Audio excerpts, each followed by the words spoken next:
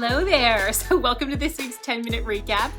Although I suppose I am posting this a week late. So I should say welcome to last week's 10-minute recap. Look, I really apologize for the late video. It's been a wild ride for my family these last few weeks. Lots of busy things going on, but we're hanging in there and I'm finally getting caught up. So thanks for joining me as I catch up on catching you up.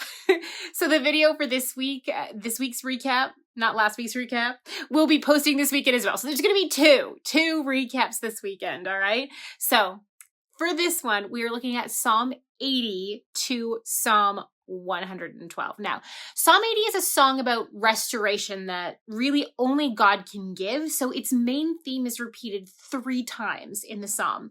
And it goes like this. Restore us, O God. Make your face shine on us that we may be saved. Okay, Psalm 81 then brings some hope back into this desperate cry to God for restoration. It calls for joyful hope, praising God for not only who he is, but it goes into the history of Israel, showing how God had actually rescued them before. God has this proven track record of rescue, so the people just have to be faithful to God and follow his ways.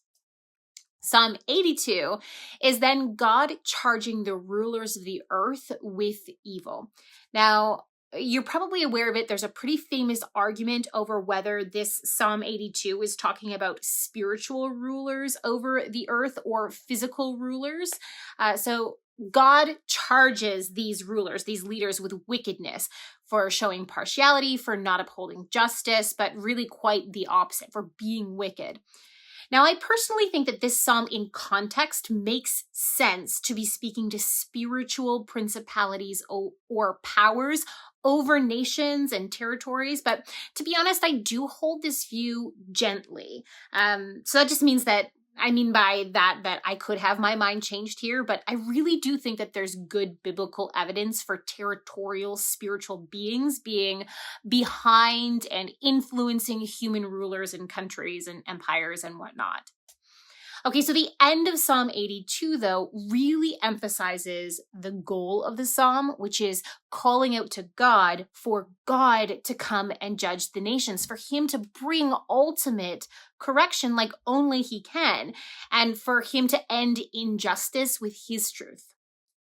All right, so moving on to Psalm 83, this one is the people of God, so the nation of Judah in this context, calling out for God to judge their enemies. And really, despite the brutal language that's employed here, the psalm ends with this. It's really interesting. Cover their faces with shame, Lord, so that they will seek your name.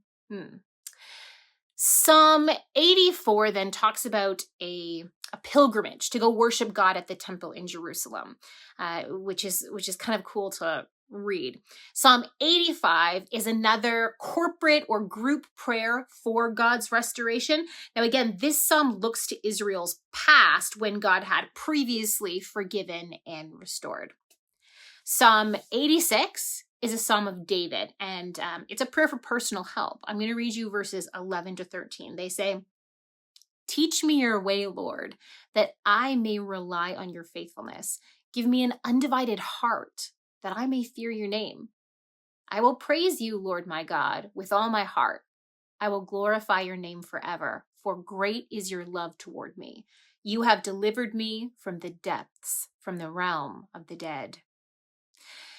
Psalm 87 identifies Jerusalem, or Zion, as the place where God chose to place his name. Now, that title or that phrase, the place where I chose to place my name, features really prominently in the law of Moses, specifically in the book of Deuteronomy, which was written before there was a capital city of Jerusalem or even a temple in Israel.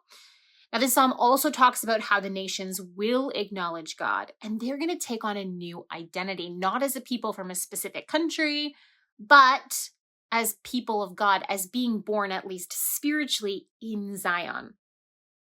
Now, Psalm 88 is pretty dark and gloomy. It represents prayer to God in a time of great personal darkness and depression, hoping in God in a seemingly hopeless situation. Psalm 89 is a royal psalm that was either written by or written for one of the kings of Jerusalem. And it's a call for God to restore the power of the line of David. So political breakthrough was really needed here.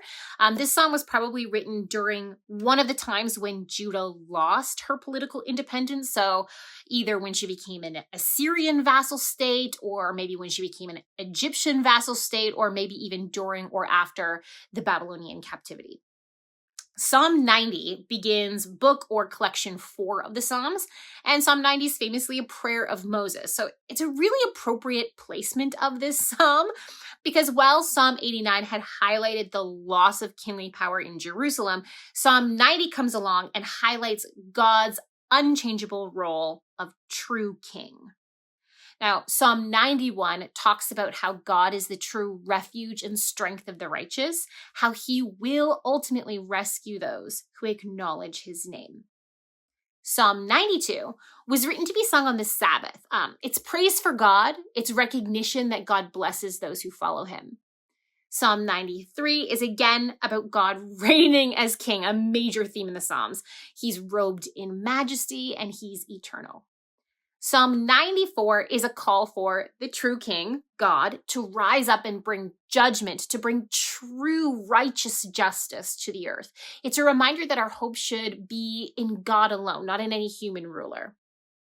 Psalm 95 is a call for God's people to praise him and bow to God's authority, not to be stubborn like they have been in the past, like in the wilderness wandering period after the Exodus specifically.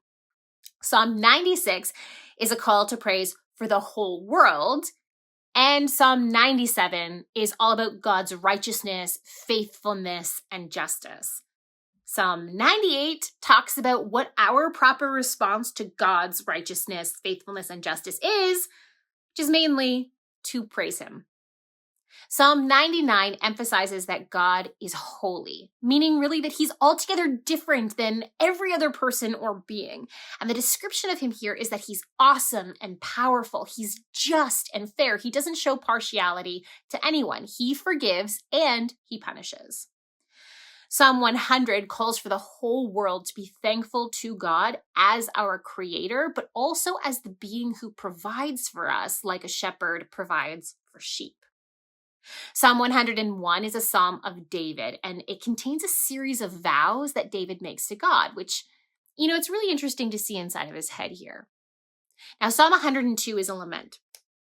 It's a song of someone in deep distress who's crying out to God, and there's some really lonely imagery in this psalm.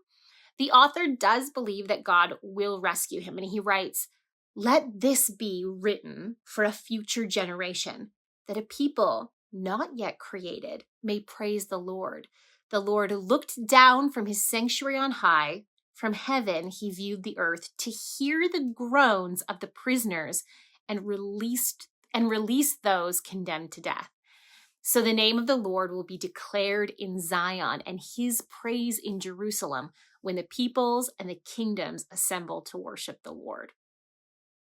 Psalm 103 is a classic hymn written by David. Verses 9 to 13 say this: "He will not always accuse, nor will he harbor his anger forever. He does not treat us as our sins deserve or repay us according to our iniquities.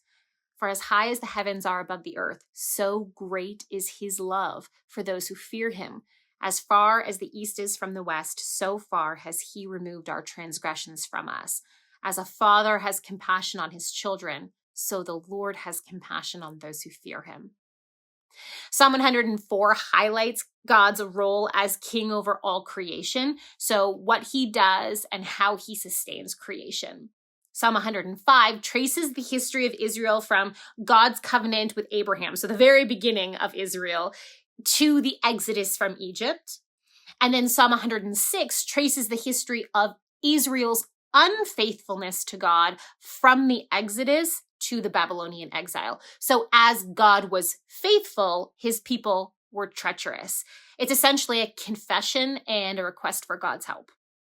Psalm 107 opens up book 5 of the Psalms, which really sees a switch in theme. So the Psalms become much more messianic, so pertaining to the Messiah, because a dominant theme is the Davidic covenant.